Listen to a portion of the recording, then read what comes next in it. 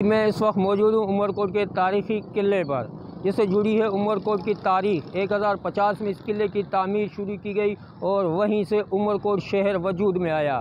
عمر کوٹ ویسے بھی تاریخی اہمیت کا حامل ہے کیونکہ یہاں برِ صغیر کے آخری مغل شہنشاہ جلال الدین اکبر کی جائے پیدائش ہے، تو ایشیا کی سب سے بڑی مرچ منڈی کا اعزاز بھی عمر کوٹ کی تحصیل کندری کو حاصل ہے۔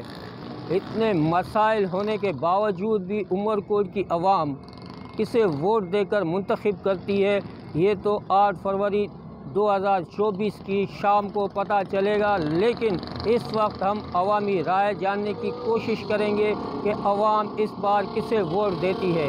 تو آئیے چلتے ہیں عوام سے ان کی رائے جانتے ہیں۔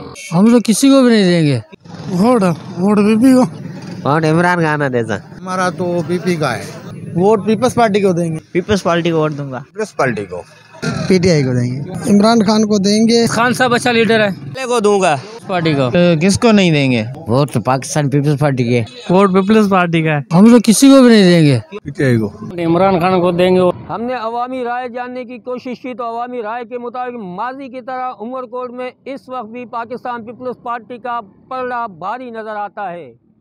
یہاں الیکشن میں حصہ لینے والے امیدواروں سے جب ان کے منشور اور جیت کے بعد عوام کی سہولیات کی فراہمی کے حوالے سے بات چیت کی تو یہاں امیدواروں نے بڑے بڑے وعدے کر ڈالے۔ اب دیکھنا یہ ہے کہ یہ وعدے وفا بھی ہوتے ہیں یا ماضی کے سیاست دانوں کی طرح عوام کو بڑے بڑے خواب دکھا کر یہاں ان سے ووٹ لیے جاتے رہے ہیں۔